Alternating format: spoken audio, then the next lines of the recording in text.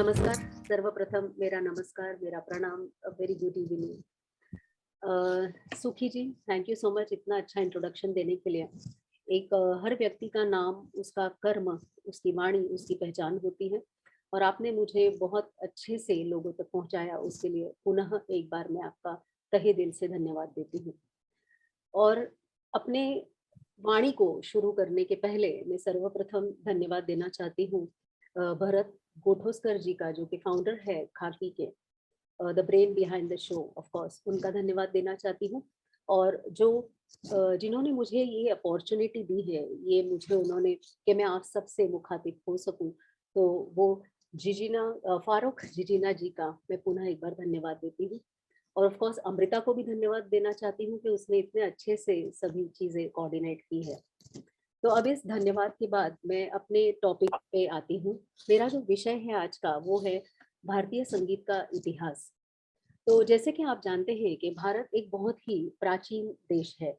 यहाँ की परंपरा, यहाँ के ट्रेडिशंस, यहाँ के सनातनी जो यहाँ के नीति मूल्य है, ये देश पूरी तरह से उसी सब से बना हुआ है। हमारे यहाँ बुजुर्गों का, हमारे रीति रिवाजों का, नियम कानून का, हमारे कला साहित्य का आदर करना, ये हमारे, मुझे लगता है कि हमारे पिंड में ही हमें मिला हुआ है। तो भारत एक बहुत ही संस्कारशील और एक बहुत ही सनातनी ऐसा देश है। और संगीत, हम बात करें यदि संगीत की, तो संगीत भारत का एक अविभाज्य भाग रहा है। हमेशा से ही संगीत हमारे सुख दुख, शुभ अशुभ सभी कर्मों में हमारे साथ रहा है। फिर हम देवी देवताओं से लेकर वेद पुराण से लेकर आज इस आधुनिक काल तक भी हम यदि बात करें, तो जन्म से लेकर मृत्यु तक, सुबह से लेकर शाम तक, हर ऋतु में, हर समय में संगीत हमारे साथ रहा है।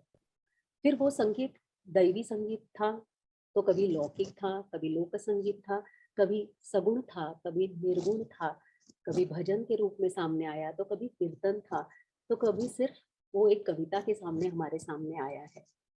तो इस तरह से आज मैं आपके सामने यहाँ प्रस्तुत हूँ। उस संगीत की जो एक धारा बही है, या उस संगीत की जो एक जर्नी रही है, वो देवी देवताओं से लेकर वेद पुराण उपनिषद से लेकर हमारे शास्त्रीय संगीत के जो ग्रंथ है, वहां से लेकर मुगल साम्राज्य, अंग्रेजों का शासन, पोर्तुगल, डच, फारस से लेकर हमारे जितने सारे एक संगीत मुनि हुए हैं, पलुस्कर, भातखंडे जी, यहाँ से लेकर आज तक इस मुकाम तक ये संगीत किस किस रिजेस ग्रूव से, अप्स एंड डाउन से, किस परिवर्तन से, किस बदलाव से गुजरा है, और आज हमारे सामने ये उपस्थित है। और हमारे जैसे असंख्य कई सारे उपासक जो है इसकी उपासना कर रहे हैं। तो यही सब बातचीत मैं इस 40 मिनट में आपके सामने रखने जा रही हूँ। उम्मीद करती हूँ कि ये छोटे से समय में मैं अपने सारे विचार, जितना मेरा अभ्यास है इसके ऊपर, वो आप तक पहुँचाऊँ। और जितने मेरे एक सांगीतिक विचार है, क्योंकि मैं खुद एक वोकलिस्ट हूँ और मैंने शास्त्र में पीएचडी की है। तो रोज साधना करती हूँ, कंठ साधना करती हूँ, गुरुमुखी सीखती हूँ, और शास्त्र ग्रंथ भी मैंने पढ़े हैं। क्योंकि जनरली कहा जाता है कि वोकल म्यूजिक एक परफॉर्मिंग आर्ट है, इट्स अ परफॉर्मिंग आर्ट। तो सब कोई परफॉर्मेंस पर ही ध्यान देता है। 3 घंटे यमन का रियाज करना या भोपाली का रियाज करना उन्हें आसान लगता है, लेकिन किसी ने कहा कि भाई 800 पन्ने का संगीत रत्नाकर पढ़ो, तो शायद इतना पेशेंस आज की पीढ़ी में नहीं है। तो ये पीढ़ी जो है आज की, ये ग्रंथों से दूर जा रही है। उन्हें सब पीडीएफ और वर्चुअल फॉर्म में चाहिए, पेन ड्राइव्स में चाहिए। वो बैठकर उस किताबों के पन्नों की महक, उन किताबों के पन्नों का जो एक एहसास है, उसमें वो अपने आप को समेटना नहीं जानता है। तो मुझे लगता है कि एक जो गायक है, वादक है, साधक है, उसको एक अच्छा पाठक भी होना चाहिए, उसे पढ़ना भी चाहिए। तो ग्रंथों का अभ्यास, सबसे पहले मैं कहूंगी कि परफॉर्मिंग आर्ट्स के जितने सारे स्टूडेंट्स हैं, उन्हें थियरी ऑफ म्यूजिक, संगीत शास्त्र की ओर भी थोड़ा ध्यान देना चाहिए। तो अब हम चलते हैं हमारे इस सांगीतिक जर्नी में, जहां मैं आपको ले चलूंगी तीनों काल में, जहां हमारा संगीत कैसे इवॉल्व हुआ, कैसे उसमें बदलाव आया, परिवर्तन आया, और आज इस सदी में वो संगीत पहुंचा है। तो जैसे कि आप जानते हैं कि कुछ भी कहे, संगीत तो संगीत है। जैसे एक चिड़िया का चहकना हो, या बच्चे का रोना हो, माँ की लोरी हो, या कोई हृदय की धड़कन हो, पलक का झपकना हो, या फिर वो किसी राग के आलाप हो, तबले की थाप हो, सब में तो संगीत बसा हुआ है। तो हम अब चलते हैं उस संगीत के 3 जो काल हुए हैं उसकी तरफ। तो मुख्य भारतीय संगीत का जो इतिहास है वो मुख्य 3 हिस्सों में बटा हुआ है। तो वो 3 हिस्से कौन से हैं? तो एक तो है प्राचीन काल, जो आदिकाल से लेके 800 ईस्वी तक था। उसके बाद जो है वो है मध्यकाल। तो मध्यकाल जो है वो 800 से 1800 ईस्वी तक था, और आधुनिक काल जो है वो 1800 से लेके आज तक है। मैंने कुछ कुछ पॉइंट्स लिखे हैं एक्चुअली, वही मैं सुखी जी से कह रही थी कि मैंने बुलेट पॉइंट्स पेपर पे वाकई उतारे हैं, जैसे बच्चे स्टूडेंट्स उतारते हैं, क्योंकि मैं नहीं चाहती हूँ कि कोई भी पॉइंट मुझसे इस 40 मिनट के इस छोटे से एनवलप के वजह से मैं कोई चीज मिस करूँ। तो मैंने वो पॉइंट्स लिखे हुए हैं। तो सबसे पहले तो हम देखेंगे कि जो प्राचीन काल है वो कौन सा काल है। तो प्राचीन काल जो है उसको 3 हिस्सों में पुनः बांटा गया है। तो जैसे वो है वैदिक, संदिग्ध और भरत काल, ऐसे प्राचीन काल को 3 हिस्सों में बांटा है। तो वैदिक काल मतलब जैसे कि आप जानते हैं कि हमारे देवी देवताओं से 4 वेदों की, जैसे सुखी जी ने कहा कि ब्रह्मा ने 4 वेदों की निर्मित की, उसकी उत्पत्ति हुई। जैसे ऋग्वेद है, यजुर्वेद है, सामवेद और अथर्ववेद है। तो इनके जो मंत्र थे उसे ऋचाएँ कहते हैं। तो जो ऋग्वेद के जो मंत्र थे, उसकी जो ऋचाएँ थी ऋग्वेद की, तो उसका जो है उसका पाठ होता था। तो पाठ और गान ये 2 चीजें अलग है। तो ऋग्वेद की जितनी सारी ऋचाएँ थी, उसके श्लोक थे, उसका पाठ होता था, मतलब मंत्रोच्चारण होता था, और वो कर्मकांड में उसका ज्यादातर इस्तेमाल होता था। फिर उसके बाद जो है यजुर्वेद आया, तो यजुर्वेद में भी जो मंत्र है, सारी ऋचाएँ है, उसका भी जो इस्तेमाल है वो कर्मकांड में ही किया जाता था, बट उसका भी पाठ होता था। लेकिन जैसे सामवेद है, तो कहा जाता है कि संगीत की जो उत्पत्ति है वो सामवेद से हुई है। तो साम का मतलब होता है कि जिसमें स्वर और लय दोनों को महत्व इक्वल इम्पोर्टेंस दिया जाता है। तो सामवेद से ही संगीत की उत्पत्ति मानी गई है। तो सामवेद में कई सारे जो श्लोक है उनका गान होता था।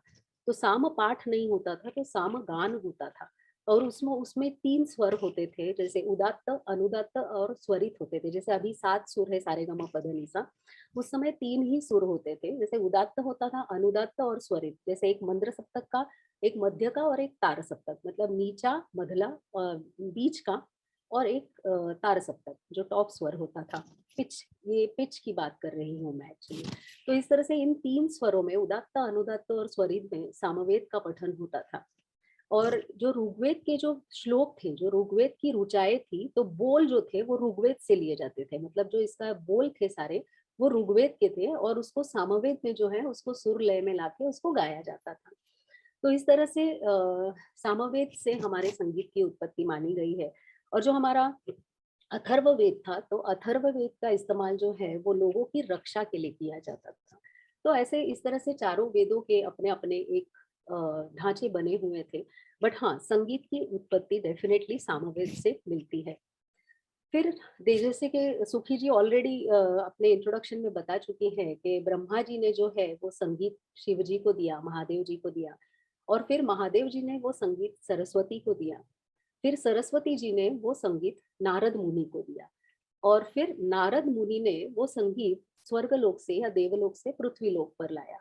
तो नारद मुनि वॉज द मेडिएटर एक्चुअली, जिन्होंने वो संगीत देवलोक से धरती पर लाया। और किसके माध्यम से लाया? तो नारद मुनि जी ने उस समय जो अप्सराएं होती थी, या किन्नर होते थे, या गंधर्व होते थे, जो गाने वाले होते थे उन्हें गंधर्व कहा जाता था। तो गंधर्व, अप्सराएं और किन्नरों के माध्यम से जो है वो संगीत पृथ्वी लोक पर आया, और फिर यहाँ से वो आगे चलता गया। तो इस तरह कहा जाता है कि जैसे जो मतलब मैं रेफरेंसेस यहाँ बताना चाहती हूँ कि कैसे हमें पता चलेगा कि कहाँ कहाँ संगीत का कौन सा रेफरेंस मिल रहा है, या कहाँ से संगीत की उत्पत्ति हुई है। तो जैसे शिव जी ने जिस प्रकार ये वीणा की उत्पत्ति की, तो जब माता पार्वती सो रही थी, तो उनकी जो सोने की मुद्रा थी, उसी मुद्रा को, उस छवि को उन्होंने ध्यान में रखकर उन्होंने वीणा की, रुद्र वीणा की जो है वो उत्पत्ति की उन्होंने। तो जैसे स्लीपिंग बुद्धा होता है वैसे स्लीपिंग पार्वती थी और उनसे वीणा का उल्लेख वहाँ मिलता है, वहाँ रेफरेंस डेफिनेटली मिलता है। फिर भगवान शिव के जो 5 मुख थे, 5 उनके जो मुख थे उससे 5 रागों की उत्पत्ति हुई है। जैसे भैरव, हिंडोल, मेघ, दीपक और श्री। इन रागों की जो उत्पत्ति है, इसके जो ओरिजिन है वो हमारे शंकर जी के 5 मुख है। और पार्वती जी के मुख से कौशिकी राग की उत्पत्ति हुई है। तो ये सारे रेफरेंसेस मिलते हैं उस समय में, तो हम लोग काफी मतलब ऐसे ही कोई किंवदंतियां या कहानियां नहीं है। तो हमारे वेदों में, पुराणों में ये सब रेफरेंसेस लिखे हुए हैं, मिलते हैं, जिससे हम ये कह सकते हैं कि हाँ, ये संगीत हमारा देवी देवताओं के समय से और वेदों के समय से चलता आ रहा है।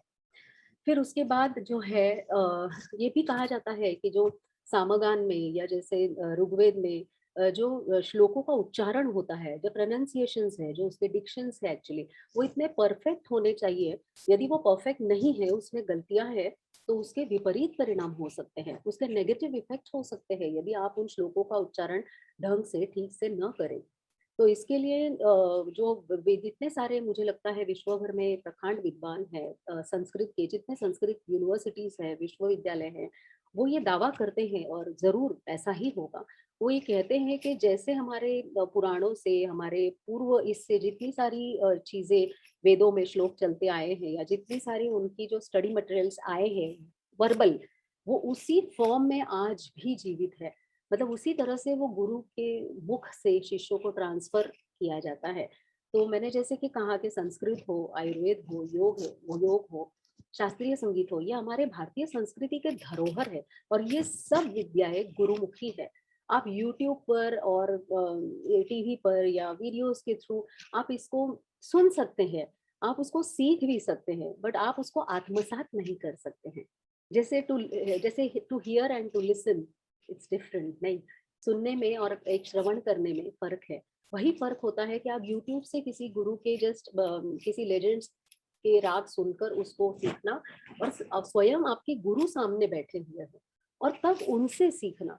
तो आप सिर्फ वो राग नहीं सीखते हैं। जब आप अपने गुरु को सामने देखते हैं, जब गुरु सामने बैठकर आपको कोई विद्या देता है, तो उस गुरु की बॉडी लैंग्वेज होती है, उस गुरु की दिनचर्या होती है, उसका डिसिप्लिन होता है, उसका ऑरा होता है। इट्स लाइक आप एक वाईफाई में ऑरा में बैठे हैं और बस पासवर्ड, श्रद्धा नाम का पासवर्ड आपने जिस वक्त डाल दिया, सारी चीजें धड़ाधड़ डाउनलोड होना शुरू हो जाती है। तो वैसे ही गुरु शिष्य परंपरा है कि जहाँ आपको उस गुरु के ऑरा में, उनके सानिध्य में, उनके चरणों के पास बैठना होगा। और जब गुरु कहते हैं कि जियो, खुश रहो, और उस खुश रहो या उस जियो में या सदा सुखी रहो में जो चीजें डाउनलोड होना शुरू हो जाएगी, आप 2 जन्म तपस्या करिए, साधना करिए, आप नहीं उस चीज को हासिल कर सकते। तो हमारी जो ये भारतीय परंपरा है, ये गुरु शिष्य परंपरा है। उपनिषदों में भी यही कहा गया है। उपनिषद क्या होते हैं? गुरु के चरणों में बैठकर हम सारा ज्ञान प्राप्त करते हैं, उसे उपनिषद कहते हैं। उपनिषद के आप कहीं भी फोटोज यूट्यूब इस पे देखेंगे, तो पेड़ के नीचे गुरु बैठे हैं और गुरु के चरणों में शिष्य बैठे, यही उपनिषद का सिंबॉलिक चित्र ही यही है। तो इस तरह से ये हमारी गुरु शिष्य परंपरा चलती आई है। तो देवी देवताओं से लेकर, पुराणों से लेकर, वेदों से लेकर, फिर वो हमारे गंधर्वों से लेकर, वो हमारे जो जितने लेजेंड्स हैं, जितने हमारे गुरु हैं, उन तक ये संगीतिक जर्नी, यात्रा चलती आई है। तो इस तरह से जैसे मैंने बताया कि सामवेद जो है वो संगीत का मूल वेद है, जहाँ से संगीत की उत्पत्ति हमें मिलती है। तो इसमें सामवेद के समय मैंने कहा कि जैसे 3 स्वर मुख्य थे, उदात्त, अनुदात्त और स्वरित। लेकिन बाद में इसमें 7 सुर भी है, ऐसे रेफरेंसेस भी मिलते हैं, और उन सुरों के जो है 7 अलग अलग नाम भी पाए जाते हैं। फिर इसमें जो है बीच का जो संदिग्ध काल बीच में आया, जैसे मैंने अभी आपको बताया कि वैदिक काल को 3 हिस्सों में बांटा गया, तो जो संदिग्ध काल था एक्चुअली, उसका जो समय था वो 1000 ईस्वी के पूर्व से 21वीं ईस्वी तक रहा है एक्चुअली। तो उस समय का कोई भी ग्रंथ उपलब्ध नहीं है। उस समय कोई ग्रंथ की कोई लिखित मटेरियल यानी स्टडी मटेरियल, रिटन मटेरियल कोई भी अवेलेबल नहीं है। लेकिन उस समय के कुछ जैसे सिक्के मिलते हैं या कोई शिलालेख हमें मिलते हैं, जैसे मोहनजोदड़ो है या हड़प्पा की संस्कृति, उनके यहाँ जो हमें जैसे कुछ शिलालेख मिले जिस पर नर्तन करते हुए स्त्रियों के कुछ कुछ हमें शिलालेख मिले हैं। तो जैसे शंख मिला है, सीटी मिली है, कई सारे वाद्य यंत्र मिले हैं, दुंदुभी मिली है। तो कई सारे ऐसे वाद्य यंत्र हमें या आपके फोटो जो शिलालेख जिसको कहते हैं वो मिले हैं, जिससे पता चलता है कि उस समय भी संगीत एक अलग फॉर्म में जरूर, बट उस समय भी संगीत था। उस समय भी शुभ कार्यों में या यज्ञ यज्ञ जब कर्म कांडों में उस समय भी संगीत का इस्तेमाल होता था। ये रेफरेंस जरूर मिलता है। उसके बाद जो है रामायण की ओर हम आते हैं, तो उस रामायण में भी कई सारे वाद्यों का, जैसे दुंदुभी है, शंख है, मजीरा है, ये सबका उल्लेख रामायण में भी मिलता है। और लव कुश ने तो रामचरितमानस का पाठ किया था। तो जरूर जब उन्होंने रामचरितमानस का पाठ किया होगा तो कविता वाचन तो नहीं हुआ होगा, जरूर उसे गाया ही होगा। तो डेफिनेटली संगीत का रेफरेंस उस समय भी मिलता है कि उस समय भी संगीत रहा। महाभारत में भी जैसे आप देखेंगे कि महाभारत में भी संगीत का उल्लेख मिलता है। उसमें तो गांधर्व कहा गया है, जो उस समय जो गायक होते थे महाभारत के समय, उनको गांधर्व कहा गया है। तो इस तरह से उस महाभारत पीरियड में तुम्बरु, कंबल, नारद आदि कई सारे संगीतज्ञ हुए थे। तो ये सारे जो है गायक उस समय जो Musically rich and high musical intelligence कहा जाए पीपल, वहाँ उस समय थे। और महाभारत में ये लिखा गया है कि जैसे मंगल गाथा और स्तुति, ये सब जो गाने वाले लोग वहाँ पे गायक होते थे, उन्हें नट, सुत, बंदी, मागध, बैतालिक इन नामों से जाना जाता था। तो ये अलग अलग कैटेगरी होगी, इनके अलग अलग कैडर्स होंगे जो वहाँ पर अपना गान प्रस्तुत करते होंगे दरबार में। फिर उसके बाद आता है जैन काल, बौद्ध काल, मौर्य, कनिष्क काल। इन सब कालों में भी आप देखेंगे तो शिलालेख और सिक्के मिले हैं जिस पर कुछ कुछ संगीत के रेफरेंसेस हमें जरूर मिल सकते हैं। फिर एक काल आया जो था भरत काल एक्चुअली। तो भरत मुनि करके एक रचयिता थे एक्चुअली। तो इन्होंने नाट्य शास्त्र लिखा। तो नाट्य शास्त्र एक बहुत ही रिच और बहुत ही डीप एक ऐसा ग्रंथ है जिससे जिसके ऊपर बेस्ड फिर कई सारे रचयिताओं ने कई सारे ग्रंथ लिखे। तो भरत मुनि थे जिन्होंने नाट्य शास्त्र उसी समय लिखा हुआ है। और ये नाट्य शास्त्र में आपको नाटक से लेकर संगीत तक के सभी चीजों के बहुत अच्छे से वर्णन आपको उसमें नाट्य शास्त्र में मिल जाएगा। और इस नाट्य शास्त्र को आधार मानकर, इसे आधारभूत मानकर कई सारे फिर ग्रंथों की रचना भी बाद में हुई है। उसके बाद रेफरेंसेस आगे मिलते हैं कि कई सारे जैसे अलग अलग वाद्यों का भी, 4 प्रकार के वाद्यों का उल्लेख रामायण और महाभारत में मिलता है। जैसे अवनद्ध वाद्य है, मतलब जो चमड़े से बने हुए वाद्य हो, या सुशीर वाद्य हो जिसमें फूंक कर बजाए जाते हैं, जैसे शहनाई है या शंख है, सीटी है। तो इस तरह से 4 प्रकार के वाद्यों का भी इसमें आपको उल्लेख मिलेगा। तो जिससे ये भी पता चलता है कि उस समय भी सारे वाद्य अलग फॉर्म में, डेफिनेटली तबला और वखावज नहीं होंगे, बट उस समय अलग तरह के वाद्य रहे होंगे जरूर। और हमारे सभी देवी देवताओं के हाथों में भी आपने देखा होगा एक एक वाद्य होता ही है। जैसे विष्णु जी के इसमें आप देखेंगे, फिर सरस्वती के हाथ में वीणा है, तो महादेव के हाथ में डमरू है, तो नारद मुनि के हाथ में भी वीणा है। तो हर किसी ईश्वर के पास एक एक कला का द्योतक दिया हुआ है।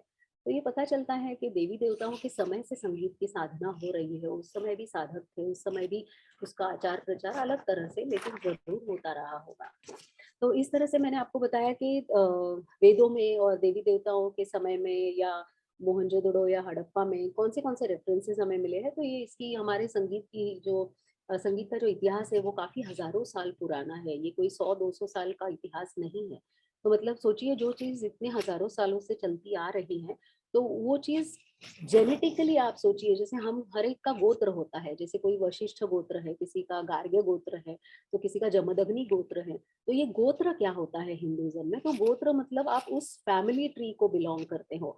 तो जमदग्नि ऋषि थे तो उनसे ये गोत्र बना, तो उनकी आगे की ये सारी अपनी फैमिली है।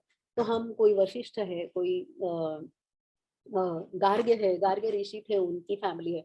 तो इन ऋषियों के समय से हम लोग उनके जो आगे के हमारे जो पूर्वज ये ऋषि रहे हैं, तो डेफिनेटली जब हम साइंटिफिकली और बायोलॉजिकली हम जब डीएनए और जेनेटिक्स की बात करते हैं, तो कहीं ना कहीं से तो वो जीन्स और वो सब चीजें हमारे अंदर अभी आई हुई है ना, in different combination of course. तो हमारा जो जो भी चीजें हैं, जैसे हम कहते हैं कि हर कोई म्यूजिकली इंटेलिजेंट नहीं होता, कोई बच्चा म्यूजिकल इंटेलिजेंस लेके आता है, कोई लॉजिकल लेके आता है, कोई इंटरपर्सनल होता है, कोई इंट्रापर्सनल होता है, कोई काइनेस्थेटिक होता है। तो हर बच्चा इज स्पेशल। तो इस तरह से म्यूजिकल इंटेलिजेंस कहीं ना कहीं से बहुत सालों से जो चीजें मल्टीप्लाई होते होते होते होते चेंज होते होते होते आज भी वो हम तक पहुंची है। तो इसीलिए जो वही गला गाता है तो हर गला नहीं गाता, और लोग कहते हैं कि नहीं इसको ये आनुवांशिक मिला है। तो संगीत भी जो है ये जेनेटिक आता है, हर कोई नहीं गाता। तो कहीं ना कहीं वो रूट्स जरूर अपने पूर्वजों में रहे होंगे, तभी कोई गाता है या कोई तबला प्ले करता है, और what ever, I mean art is something special. तो अब वैदिक काल के बाद हम चलते हैं, तो ये प्राचीन काल की बात हो गई। फिर इसके बाद हम आते हैं मध्यकाल में। तो मध्यकाल जो है वो 8वीं से लेके 18वीं सदी तक हमको इसका रेफरेंस मिलता है। मध्यकाल को भी हम दो हिस्सों में बांटते हैं, एक होता है पूर्व मध्यकाल और एक होता है उत्तर मध्यकाल। तो पूर्व मध्यकाल 8 से 13 है शताब्दी तक, और फिर उत्तर मध्यकाल 13 से 18 तक माना गया है। अब पूर्व मध्यकाल में आप देखेंगे कि जो पूर्व मध्यकाल था, ये इसमें कई सारे जो है ग्रंथों की मतलब रचना हुई। मतलब पूर्व मध्यकाल जो था वो मुझे लगता है कि काफी सारी जो विद्वान थे, संगीतज्ञ थे, इन्होंने शास्त्र पक्ष को काफी महत्व दिया इस काल में, और बहुत सारे ग्रंथ लिखे गए। इस ये ग्रंथ, ये समय जो था, मुझे लगता है ये एक स्वर्ण युग था संगीत के लिए, golden period, I mean golden era. कि इसमें बहुत ग्रंथ लिखे गए जिससे आज भी हम अभ्यास करते हो। मेरी पीएचडी भी इसी ग्रंथों पर रही है। तो मैंने कुछ, बहुत सारे तो नहीं मैंने, बट 2-4 ग्रंथ जितने डीपली पढ़े हैं, तो जस्ट अमेजिंग, आई मीन आप सोच नहीं सकते हैं कि उस ग्रंथों में पिंडोत्पत्ति, जो हम सोनोग्राफी से आज 9 महीनों की डेवलपमेंट देखते हैं, तो उस समय शारंग देव जी ने जो संगीत रत्नाकर नाम का ग्रंथ 13वीं सदी में लिखा था, शताब्दी में, उसमें उन्होंने, वो खुद आयुर्वेदाचार्य थे, उन्होंने पूरे 9 मंथ्स उस बच्चे की डेवलपमेंट हुबहू, आई मीन बताई है, जो अब सोनोग्राफी से अब पता चलती है कि फर्स्ट मंथ में क्या डेवलप हो रहा है, सेकंड मंथ में क्या है। तो ये कैसे हो सकता है? I mean they were so brilliant and they were about that, I mean they were genius of course. And सिद्धि प्राप्त थी, मुझे लगता है कि कुछ चीजें होती है जो सिर्फ किताबी या इससे नहीं होती है। तो एक कोई एक्स फैक्टर जिसको कहते हैं, तो वो जीनियसनेस एंड दैट सिद्धि प्राप्ति ऐसे लेजेंड्स के पास होती है, जिससे वो कुछ अद्भुत काम कर जाते हैं। तो मुझे लगता है ये स्वर्ण युग वही स्वर्ण युग था, जिसमें कुछ अद्भुत, और मुझे लगता है कि बियॉन्ड इमेजिनेशन एक्चुअली काम हुए हैं। तो मैं कुछ ग्रंथों के नाम आपको बताऊंगी, क्योंकि मैं बिल्कुल चाहती हूँ कि हमारे संगीत शास्त्र के जैसे यमन, भूपाली, भैरवी राग लोगों तक पहुंचे हैं, वैसे मैं चाहती हूँ कि ये ग्रंथों के नाम तो एटलीस्ट लोगों तक पहुंचे, प्लीज लोगों को पता तो चले कि संगीत दर्पण क्या है, या हमारा संगीत रत्नाकर क्या है, वाक्य पदियम क्या है। तो जैसे मैं कह रही थी कि मैं अब आपको पूर्व मध्यकाल के बारे में बताऊंगी। तो पूर्व मध्यकाल जो था वो स्वर्ण युग था, जैसे मैंने कहा, क्योंकि इसमें शास्त्र पर काम हुआ। परफॉर्मिंग आर्ट होते हुए भी वोकल म्यूजिक एक एक क्रियात्मक कला है, लेकिन फिर भी उस समय शास्त्र पर, थियोरी पर काम हुआ, जो पेशेंस का काम है। तो मैं कुछ ग्रंथों का नाम और उनके रचयिता को नाम आप तक पहुंचाना चाहूंगी। तो इसमें जैसे शारंग देव जी नाम के एक बहुत ही बड़े विद्वान संगीतज्ञ थे, जो खुद आयुर्वेदाचार्य भी थे और वो संगीतज्ञ भी थे, और वो कश्मीरी पंडित थे, कश्मीर में थे। लेकिन मुगलों के समय जो वहाँ आक्रमण हुआ, तो वो दक्षिण की तरफ नीचे आ गए, औरंगाबाद के पास एक राजा के दरबार में वो वहाँ आश्रित हुए, और उन्होंने वहां पर संगीत रत्नाकर की रचना की। तो संगीत रत्नाकर जो है ये ऐसा ग्रंथ है एक्चुअली, कि जो उत्तर और दक्षिण भारतीय संगीत दोनों का मेल है। तो जितना रिस्पेक्ट, जितनी इज्जत इस ग्रंथ को हमारे उत्तर भारतीय संगीत में मिलती है, उतनी ही रिस्पेक्ट इस ग्रंथ को दक्षिण भारत में भी मिलती है। क्योंकि दक्षिण और उत्तर भारतीय दोनों संगीत के बारे में काफी बहुत विस्तृत जानकारी इस संगीत रत्नाकर में दी हुई है। उसका श्रेय शारंग देव जी को जाता है। फिर उसके बाद जयदेव नाम के एक रचयिता थे, जिन्होंने गीत गोविंद की रचना भी इसी समय की। फिर कई सारे ग्रंथ इस तरह लिखे गए उस समय में, और इसीलिए इसको स्वर्ण युग, जैसे मैं बार बार कह रही हूँ कि एक स्वर्ण युग था जिसमें कई सारे शास्त्र को काफी बढ़ावा मिला। फिर उसके बाद संगीत मकरंद नाम का एक ग्रंथ था, जिसको नारद मुनि ने लिखा हुआ है। और नारद मुनि मतलब हमारे वो नारद नहीं जो देवलोक के थे। तो नारद, ये कई सारे नारद नाम के व्यक्ति हुए एक्चुअली। उसमें से एक नारद मुनि नाम के व्यक्ति थे, जिन्होंने संगीत मकरंद नाम का ग्रंथ लिखा। और इस संगीत मकरंद में सबसे बड़ी बात ये थी कि रागों को जो है वो डिवाइड किया गया, इन्हें क्लासिफाई किया गया, और वो स्त्री पुरुष नपुंसक इस तरह से रागों को डिवाइड किया गया। मतलब उनकी एक सोच रही होगी कि राग भी मतलब जेंडर ओरिएंटेड हो सकते हैं। तो इस तरह से स्त्री राग अलग थे, पुरुष राग अलग थे, नपुंसक राग भी थे, ट्रांस जिसको हम कहते हैं। तो मतलब क्या सोच रही होगी, मुझे लगता है उस समय भी they were so I mean forward, and they had a very wide and very bright and very large vision actually, कि वो ये सब सोच सकते थे। हम लोग शायद आज जमीन पर खड़े होकर जो चीज नहीं देख सकते, वो कंधे पर किसी के बैठ जाए तो शायद दूर तक हम देख सकते हैं। तो वैसे मुझे लगता है कि उनके पास वो कोई सिद्धि थी जो एक कंधे की तरह थी, जिसपे बैठ के उन्होंने बहुत सारी चीजें उस समय कर डाली। फिर इस तरह और भी ग्रंथ है, लेकिन मैं इतने मेन इन ग्रंथों का रेफरेंस यहाँ देना चाहूंगी। फिर इसके बाद जो है उत्तर मध्यकाल आया।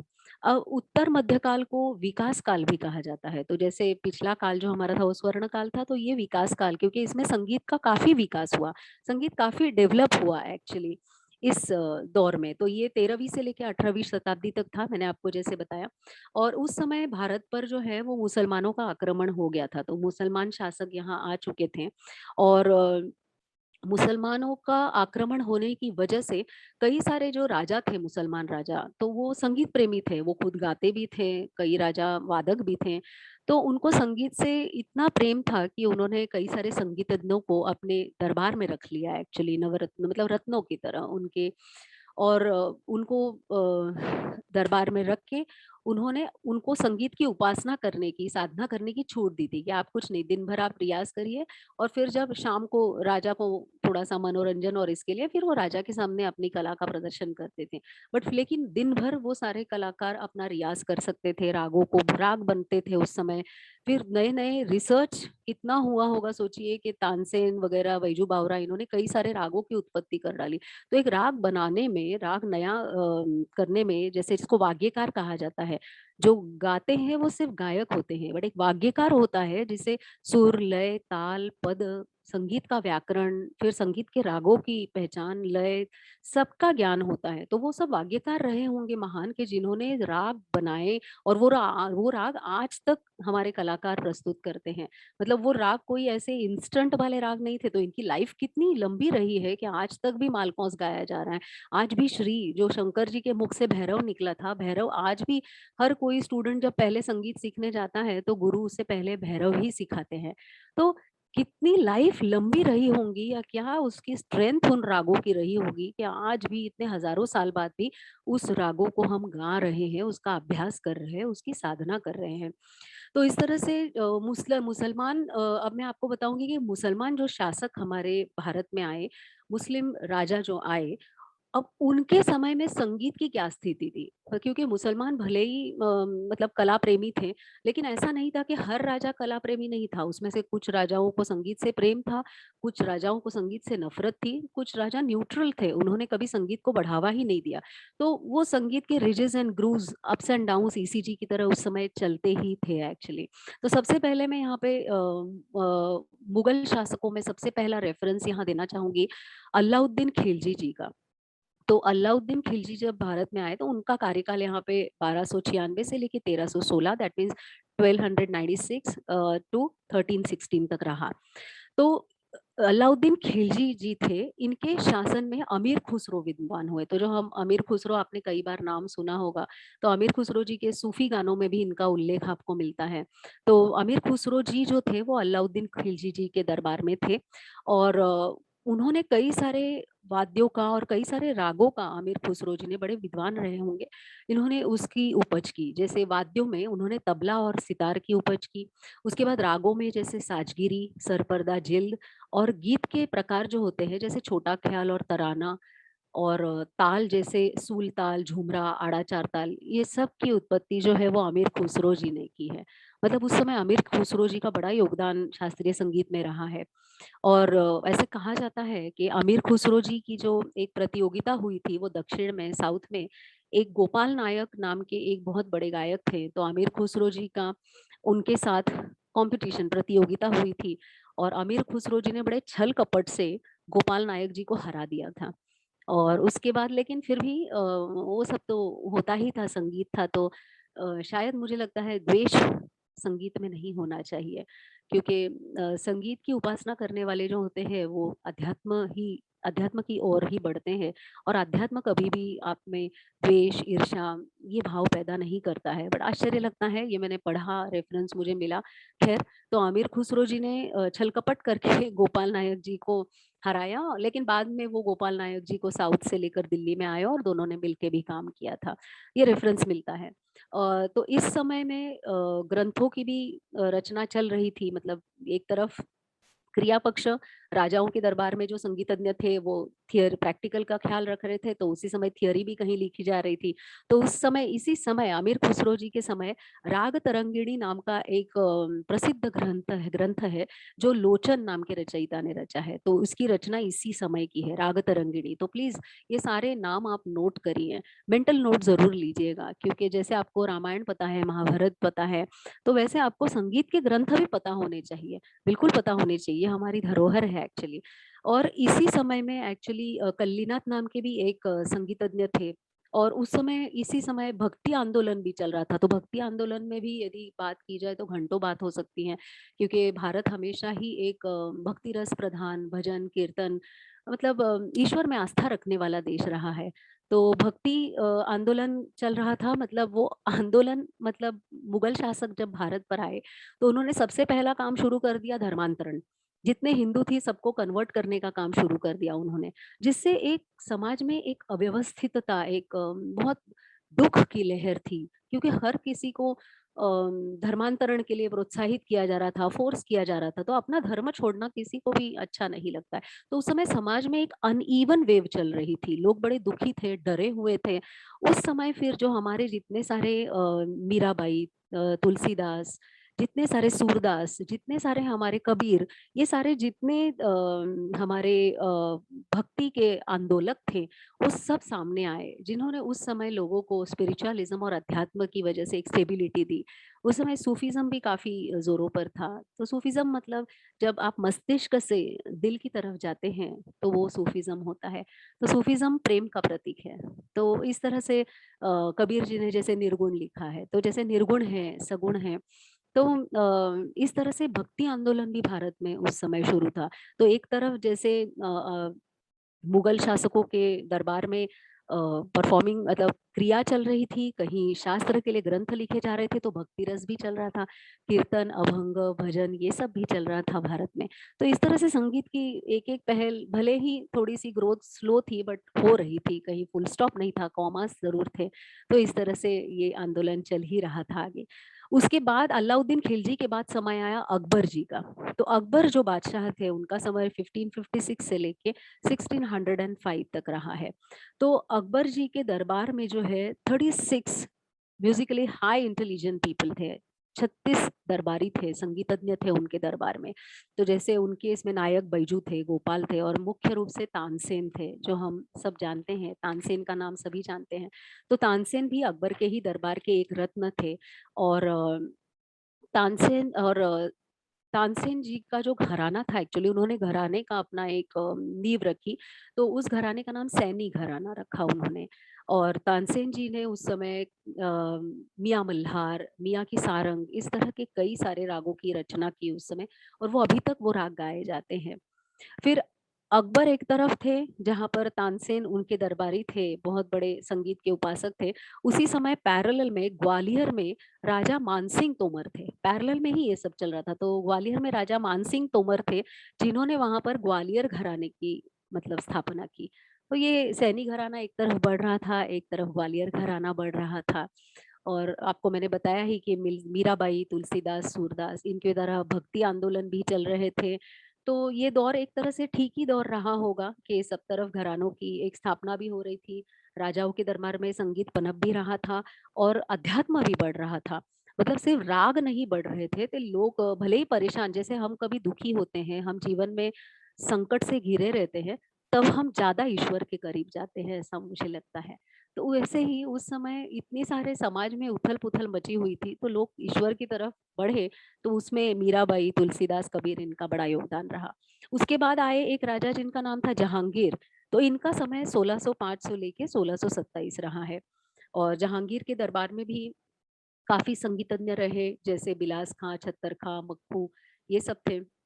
और इसी समय में पैरेलल साउथ इंडिया में, दक्षिण में एक पंडित सोमनाथ थे, जिन्होंने राग विबोध नाम के ग्रंथ की रचना की। So please take a note of it कि सोमनाथ जी ने राग विबोध नाम के ग्रंथ की रचना की। और उसी समय दामोदर भी थे, एक रचयिता, जिन्होंने संगीत दर्पण नाम के ग्रंथ की रचना की।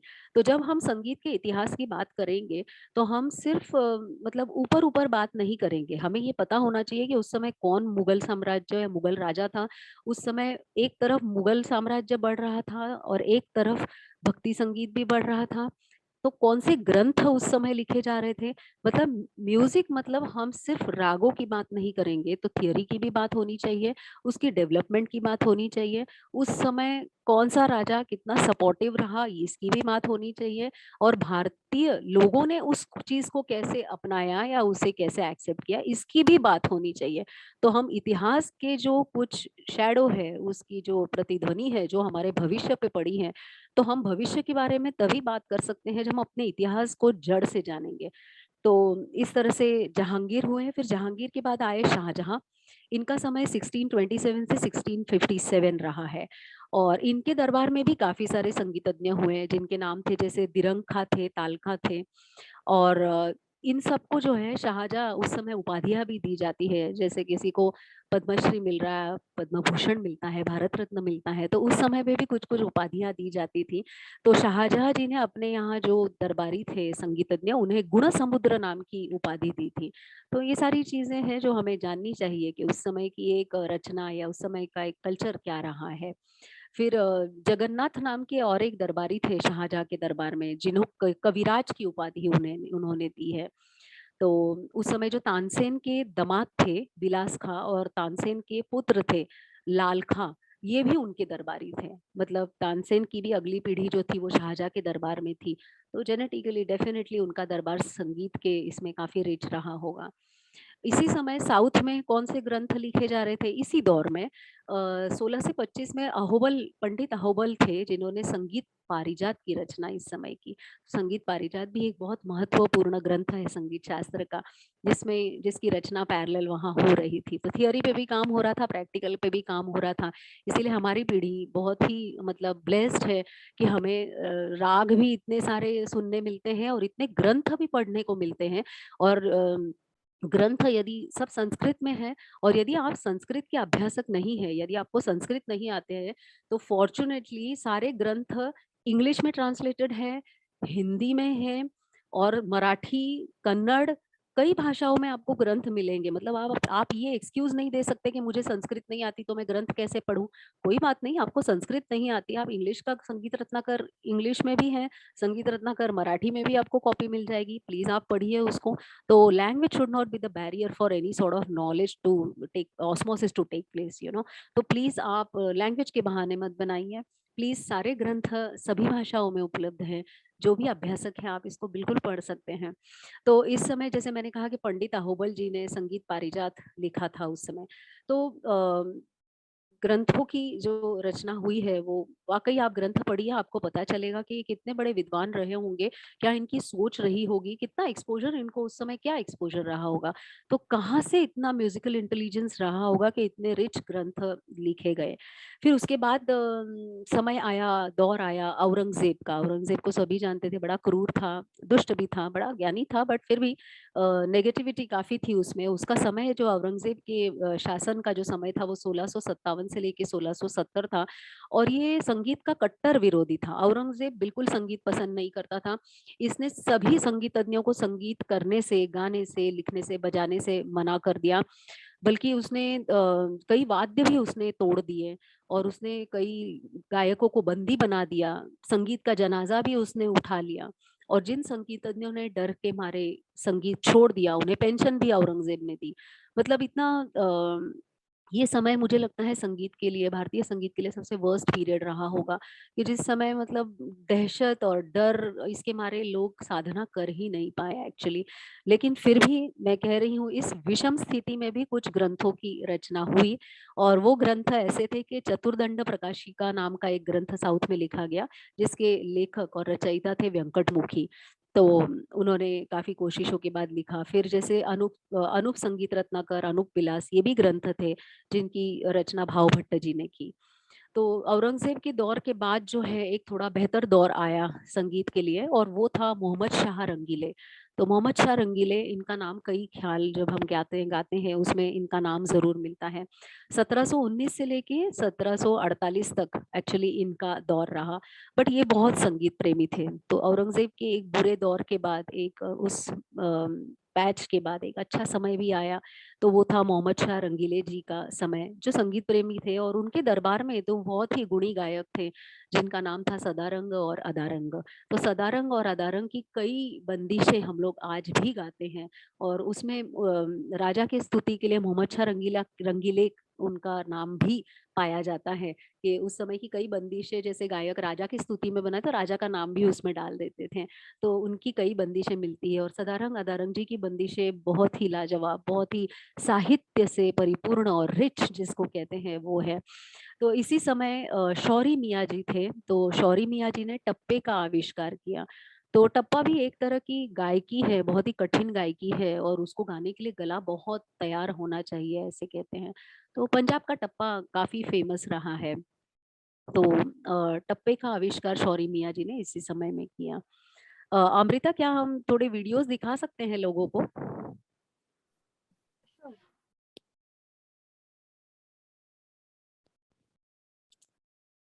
Hello Amrita, Amrita, can you hear? Am I audible? Yes, you're audible. हाँ, तो एक आध दो वीडियोस क्या हम जो ऑडियो और वीडियो क्लिप्स हमने दिए हम लोगों को सुना सकते हैं, क्योंकि जी बिल्कुल जी। हाँ, तो सबसे पहले तुम सामवेद की एक छोटी सी रिकॉर्डिंग लोगों को सुना सकती हो? जी मैं शेयर कर रही हूँ। Sure sure.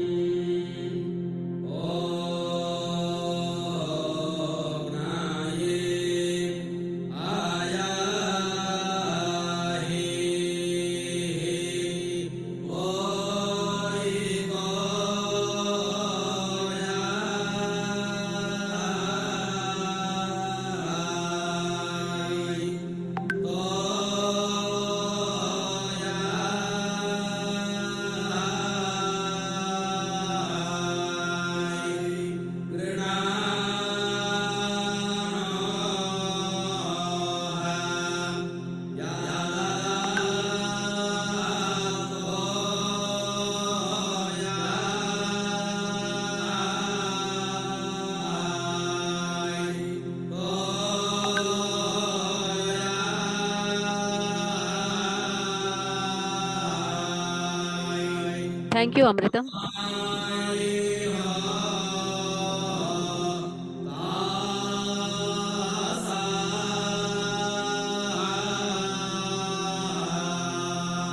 अब Yes. ठीक है जी।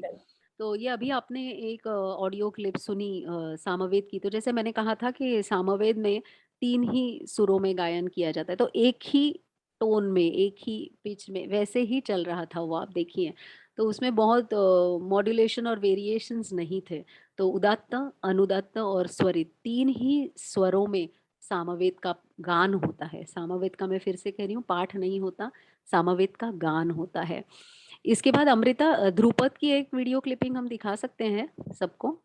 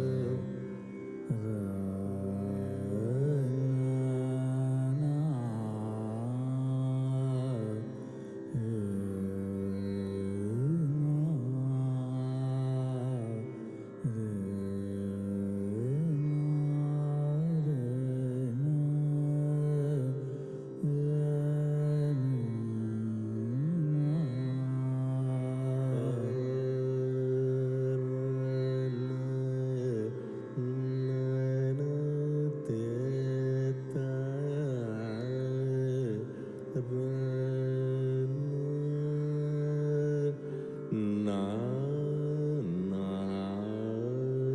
रा नो र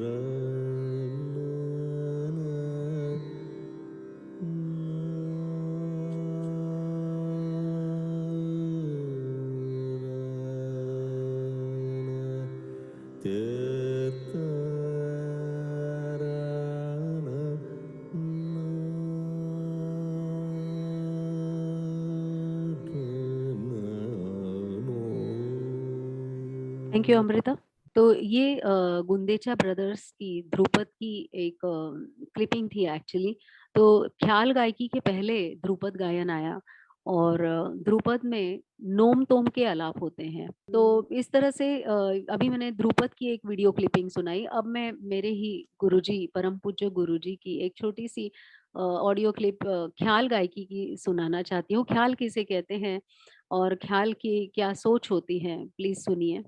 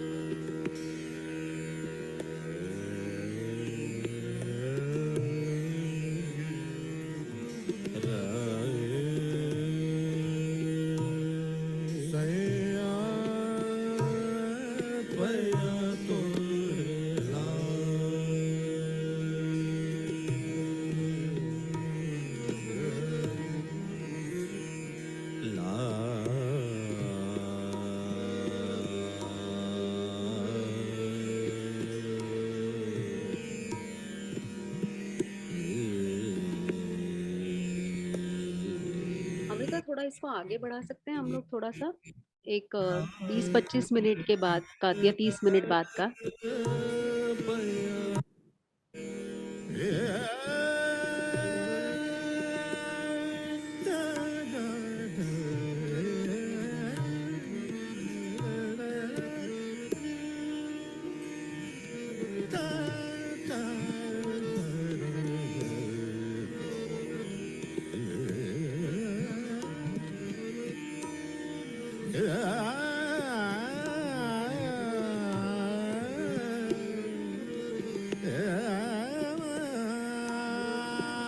थैंक यू अमृता।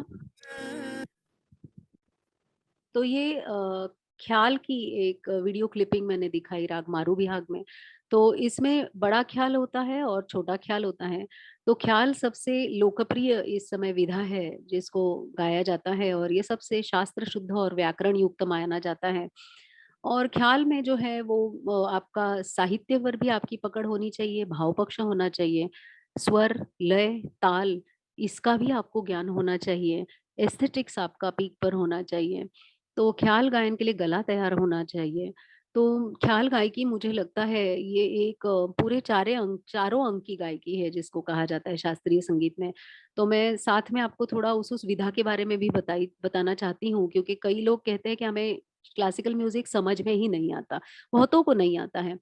तो ये जैसे कई लोग कहते हैं अरे ये आ ई ऊ क्या चल रहा है, हमें समझ में नहीं आ रहा है, लेमैन आई मीन। बट ठीक है। तो हमें आपको शास्त्रीय संगीत को कैसे समझें, इसके ऊपर भी एक टॉक शो होना चाहिए मुझे लगता है, कि लोगों को ये लोगों तक बात हम पहुंचाए कि कैसे एक राग को या एक शास्त्रीय संगीत की महफिल को कैसे समझना चाहिए। क्योंकि हमारे यहाँ की ये धरोहर है, जैसे आप योगासन, अब रामदेव बाबा की वजह से योगा सब लोग जान गए हैं। घर में दादी माँ की नुस्खे होते हैं तो आयुर्वेद जान गए हैं। तो शास्त्रीय संगीत क्यों नहीं जाने हम। तो जैसे कोई राग गा रहा है तो वो क्या गा रहा है 40-45 मिनट, इसका ज्ञान सबको होना चाहिए। सिर्फ भारतीय संगीत का इतिहास एक थियरी आप तक पहुंचने से ज्यादा उतना ही जरूरी है एक राग को या एक गायक को समझना, कि वो 40 मिनट तक आपके सामने ये शास्त्रीय संगीत की महफिल होती क्या है, 40-50 मिनट में एक गायक क्या गाता है, एक राग मतलब क्या होता है, और उस 40 मिनट में वो गायक उस राग को कैसे प्रेजेंट करता है। तो ये सब चीजें भी लोगों तक, जनमानस तक पहुंचनी चाहिए। ये तो मैंने स्कूल में भी अपने शुरू किया था कि हर दिन असेंबली में एक एक मॉर्निंग रागा में 2 मिनट के लिए बजाती थी, प्ले करती थी, जिससे मैं बच्चों को ये भी चीज बताती थी कि हाँ ये भैरव राग है भाई, इसमें इतने सुर होते हैं, और ये अभी ये जो आ ई ऊ चल रहा है, जिसके समय आप जम्हाई दे रहे हो मेरे सामने बैठकर, तो ये आ ई ऊ क्या है, तो उस राग की असेंडिंग ऑर्डर में बढ़त हो रही है। तो उस 6 सुर है, 5 सुर है, तो वो असेंडिंग ऑर्डर में हम आगे बढ़ रहे हैं, ताकि हम उस राग का एक एक फ्रिल खोलते जाएं और हम उस राग को आपके सामने परोसते जाएं। तो इस तरह से ये भी एक होना चाहिए सबको, संगीत के इतिहास के साथ साथ संगीत का क्रिया पक्ष भी लोगों को पता होना चाहिए, so you can really enjoy classical music, right. So अब मैं आगे बढ़ती हूँ थोड़ा सा। तो मोहम्मद शाह रंगीले का समय था 1719 से 1748, जो मैंने आपको बताया। तो इस समय के बाद आता है, यहाँ पर मुगल शासन ऑलमोस्ट खत्म हो चुका था, मुगलों का समय खत्म होकर अंग्रेजों का दौर शुरू होने वाला था भारत में। तो आधुनिक काल जो था, इसको भी दो पक्षों में, दो विभागों में बांटा गया था एक्चुअली। तो ये पूर्वार्ध आधुनिक काल और फिर उत्तरार्ध आधुनिक काल था। तो पूर्वार्ध का समय 1800 से 1900 था, और उत्तरार्ध का जो समय था वो 1900 से लेके आज तक का है। तो आधुनिक काल जो है, अब इस काल में आप पूर्वार्ध में देखेंगे तो इस काल में न्यामत खां नाम के एक बहुत बड़े प्रसिद्ध संगीतकार हुए। मोहम्मद शाह रंगीले के बाद जब अंग्रेजों का शासन जस्ट शुरू होने वाला था, उस समय न्यामत खां नाम के एक बहुत बड़े संगीतज्ञ हुए, जिनका शायद ही नाम किसी ने सुना होगा। अमीर खुसरो, औरंगजेब या तानसेन, ये सब नाम बड़े पॉपुलर है, पॉपुलर नहीं कहूंगी, पॉपुलर और फेमस में काफी फर्क होता है। तो ये सब नाम बड़े फेमस रहे हैं और ये सब नाम आप जानते हैं, बट न्यामत खां का नाम शायद ही किसी ने जाना। तो इसी समय ठुमरी का प्रचलन आया। तो भारत में ठुमरी बहुत सारे, ये उपशास्त्रीय गायन में आती है ठुमरी, जैसे ध्रुपद हुआ या ख्याल हुआ या तराना हुआ, ये शास्त्रीय है। तो ठुमरी उपशास्त्रीय में आता है। मतलब ऊंचा और नीचा, सुपीरियर इंफीरियर, ऐसी कोई बात नहीं होती है। बट ठुमरी में व्याकरण कम होता है, नियम कम होते हैं। ठुमरी में रागों का भी थोड़ा सा आप मिश्रण कर सकते हैं, जो शास्त्रीय संगीत में आप नहीं कर सकते हैं। तो ठुमरी का आया, और ठुमरी में आप सब जानते हैं कि बहुत बड़े बड़े शोभा गुट्टू जी, गिरजा देवी जी, आपा जी, ये सब बहुत बड़े बड़े लेजेंडरी साधिकाएं हुई, जिन्होंने ठुमरी को एक बहुत रिस्पेक्टफुल स्थान समाज में दिया। और ठुमरी को भी उन्होंने ऐसे सिद्ध तरीके से गाया कि ठुमरी ठुमरी बन गई, ऐसे मुझे लगता है। तो बनारस घराने के हमारी आपा जी, गिरजा देवी जी, इनकी ठुमरी आप जरूर सुनिए। मैंने एक क्लिपिंग भेजी है ठुमरी की, शायद अमृता, क्या आप उसको प्ले कर सकते हैं? जी। हाँ, प्ले करिए आप। राशिद खां साहब हैं, उस्ताद राशिद खां जी, माय गॉड। बालम का करो सजने आयल बालम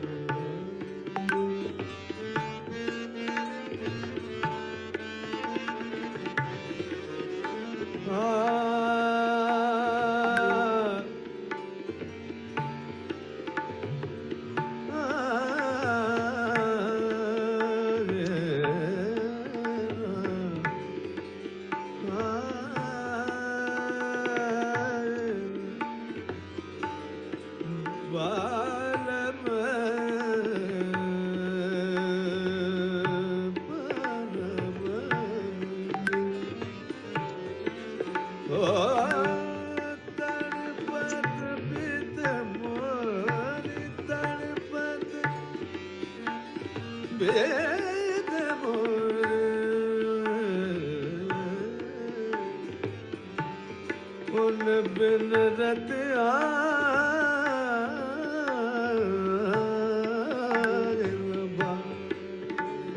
थैंक यू अमृता।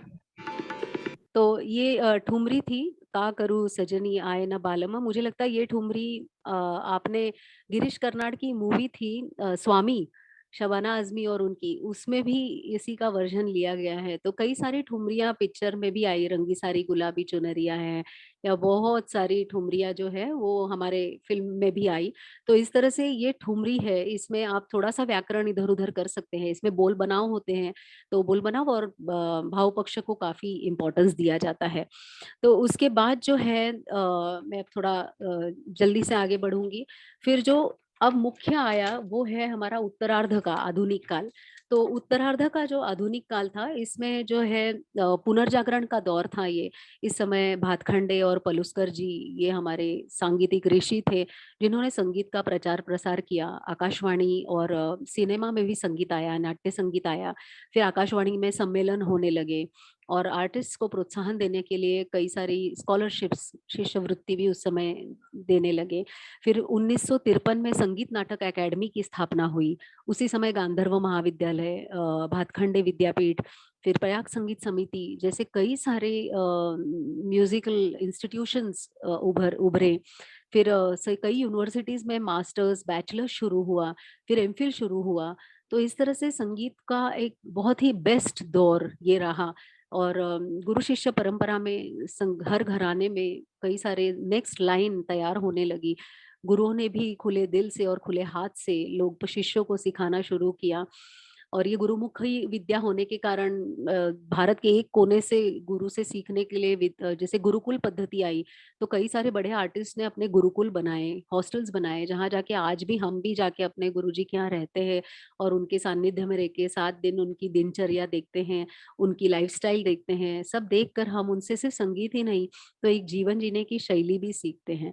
तो इस तरह से ये दौर जो है, वे मुझे लगता है ये एक्चुअली एक बहुत ही स्वर्णिम दौर है, जहाँ इतने अच्छे कलाकार आज गा रहे हैं, बजा रहे हैं और इतने अच्छे से they are so well trained by their gurus, कि ऐसे लगता है कि गुरु की सारी चीजें हुबहू रूबरू उनमें आ चुकी हैं। तो गुरु शिष्य परंपरा बहुत ही सही मायने में आगे बढ़ रही है और ईश्वर से प्रार्थना करूंगी ये धारा ऐसे ही बढ़ते रहे और हर कोई अपना अपने काबिलियत से अपनी कला का प्रदर्शन करता है। कोई छोटा और बड़ा नहीं होता है, बट हाँ, अपनी कला को जीवंत रखिए, साधना करिए, शास्त्र भी पढ़िए। देखिए आपके पर्सनैलिटी में कितना फर्क आ जाएगा अब, और मुझे लगता है कलयुग में अब इसकी बहुत ज्यादा जरूरत है। तो धन्यवाद।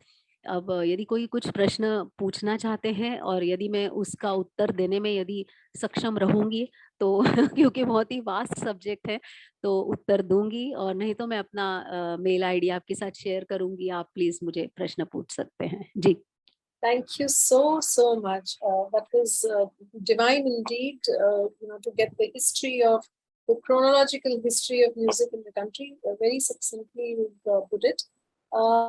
We do have a few questions and of course a lot of compliments for you. Thank you so much. I have a request. I know that besides studying music, you also sing. So we would request you to do a little performance for us and then we'll proceed to the questions that we have. Sure. Small piece for us. I think that will sort of round up this entire evening very nicely. Sure. मैं आपके सामने एक होरी प्रस्तुत करने जा रही हूँ। तो बनारस घराने की होरी भी काफ़ी प्रचलित है और काफ़ी इसको लोग पसंद करते हैं, जिसके बोल है, मोरे कान्हा जो आए पलट के, अब के होरी में खेलूंगी डट के।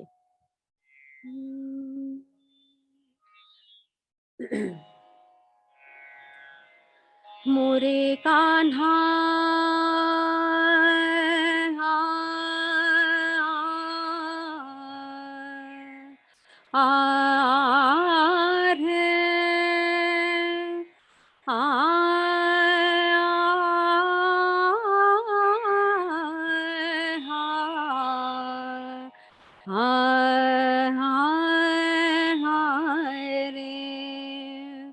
मोरे कान्हा, मोरे कान्हा, मोरे कान्हा जो आए पलट के, अब के होरी में खेलूंगी डट के, अब के होरी में खेलूंगी डट के। मोरे कान्हा, मोरे Kanha,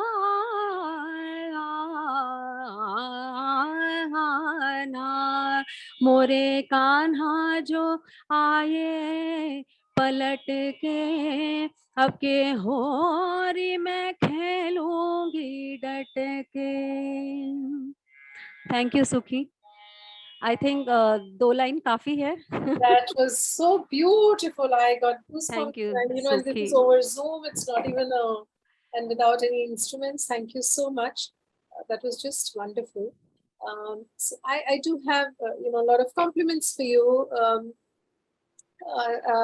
Commander Mohan Narayan says that the influence of Persian on Hindustani classical music is known. Apart from the use of violin, did Western classical music have any influence on Hindustani music? Sorry, आपकी आवाज apart from the use of violin as an instrument, हाँ. was there any other Western classical music का influence on Hindustani music? इसमें ऐसा है ना, जैसे मैं अब फिर पीछे चली जाती हूँ थोड़ी, तो जैसे पर्शियन इसमें ये कहा जाता है कि जैसे जो 7 सुरों की उत्पत्ति जो हमारी है वो पर्शिया से ही मानी गई है। कई लोगों ने उसका रेफरेंस दिया हुआ है कि कहा जाता है कि उस समय उनके एक पर्शियन विद्वान थे जो कहीं पहाड़ी पर गए थे और उनके हाथ में कोई अस्त्र था और उस समय एक आकाशवाणी हुई कि तुम इस अस्त्र को जो है एक पत्थर पर फेंक दो। तो उन्होंने उस अस्त्र को उस पत्थर पर फेंका और उस पत्थर के 7 टुकड़े हुए और उस 7 टुकड़ों से डोरे मीफा सोलाटी या सारेगामा पधनिसा की उत्पत्ति हुई है। फिर और भी एक इसमें रेफरेंस मिलता है कि मुसीकर नाम का एक पक्षी था, मुसीकर, और उस मुसीकर के चोंच में 7 छेद थे एक्चुअली, और उस 7 छेदों में से जो है वो 7 सुरों की उत्पत्ति मिलती है। तो इतना रेफरेंस तो मुझे पर्शियन म्यूजिक का, मतलब बहुत, हम इतिहास की बात कर रहे हैं अगेन, तो ये है। और बाकी इंस्ट्रूमेंट्स की बात करें तो मुझे कोई ऐसे सुनने में या पढ़ने में नहीं आया है, बट डेफिनेटली होगा तो मैं, आप मेरा मेल एड्रेस अर्चना महस्कर ARCHANA MHASKAR@gmail.com आप मुझे मेल कर सकते हैं और मैं तब तक थोड़ा और स्टडी करके रख लूँ। ये 2 रेफरेंस मुझे पर्शियन इसके इतिहास में मिले और मैं कोशिश करूंगी जी। So, of course, somebody has requested that this could have been done in 2 parts because there is so much to cover. Again, Commander Mohan Narayan has a question. He says that the Carnatic and the Hindustani music were 2 parallel systems in the country. So, Yeah. how did they influence each other and how are they different from each other? Of course, a vast question, but... actually Hindustani शास्त्रीय संगीत जो है इसमें मुझे लगता है कि जैसे जो लय है या जो बोल बनाव है और एक जो वे ऑफ प्रेजेंटेशन है, सुर है, ये लगाने का जो अंदाज है, जो भाव पक्ष है, वो कर्नाटकी संगीत से थोड़ा सा डिफरेंट है एक्चुअली। दो कई सारे हमारे कॉमन राग भी है दोनों इसमें, भले ही उनके नाम थोड़े अलग है, कहीं कुछ नाम है तो उसका नाम बदल कर नीचे दक्षिण में अलग हो जाता है, बट मुझे लगता है कि स्वर और लय का जो एक उसका रेशो है दोनों इसमें, कि कितना स्वर को प्राधान्य देना है और कितना लय को प्राधान्य देना है, तो ये दोनों विधाओं में इसका रेशो बदल जाता है मुझे लगता है, एकदम basic. And any similarities between the two? That's they have the same. Similarity मतलब वही सुरों की सिमिलैरिटी है, फिर कई सारे राग भी, समय, गाने के समय जो है, या रागों का जैसे एक कहते हैं कि व्याकरण जो है रागों का, वो सब जगह सेम ही है, वो बेसिकली म्यूजिक का एक ही है, बस उसको भाषा बदल जाती है थोड़ा सा, जैसे मैंने कहा जो रेशो है स्वर लय ताल का वो दोनों पक्षों में बदल जाता है जी। There is also a request if you can take a session on how to understand and listen to Indian classical music. I think you हाँ बिल्कुल बिल्कुल, ये मेरा बहुत ही फेवरेट टॉपिक है और मैंने खुद ही सजेस्ट किया है, तो जब भी खाकी लैब्स जो है मुझे पुनः एक बार आप आमंत्रित कर सकते हैं, and I would love to actually reach out to people, you know, to how to understand khayal, what is actually khayal gayaki, and what actually for 40 minutes or the 50 minutes what the performer is performing, and we need to reach out. There has to be a perfect osmosis as far as I mean the Indian classical music is concerned. I mean, तो मैं बिल्कुल चाहूंगी कि शास्त्र को सब जाने और कभी भी आप मुझे बुलाइए, मैं हमेशा। Something best done in person, so maybe we will have you physically at our lab and have definitely Mumbai, so that is something that the team will certainly plan. जी, मुंबई मेरी जन्मभूमि है, तो मैं कभी भी पुणे से 2 घंटे में आ सकती हूँ और मुझे लैब में आकर प्रेजेंटेशन देना बहुत अच्छा लगेगा, क्योंकि कोरोना में तो वर्चुअल समझ में आता है, बट अब मुझे लगता है सब रियल होना चाहिए। So we can certainly plan that. Sure, I'll wait for. There's another question from Mahesh Bhaskar Pandit saying, you talked about the Guru Shishya system earlier. Do you notice that those who are trained nowadays don't give as much recognition to their gurus as much as it was in the earlier decades? नहीं, ऐसा नहीं है actually. जैसे आदर करने का, प्रेम करने का तरीका बदलता है। सिर्फ़ आपकी मतलब एक वे ऑफ प्रोजेक्टिंग और showing the respect is changed actually, but भाव आज भी वही है। अब एक समय था, जैसे अब हम बहुत फैमिली एकदम छोटे न्यूक्लियर लेवल पर आए, तो जैसे पहले के ज़माने में बच्चे उठते थे तो अपने दादा-दादी, नाना-नानी, मम्मी-पापा, माता-पिता के पैर छूते थे।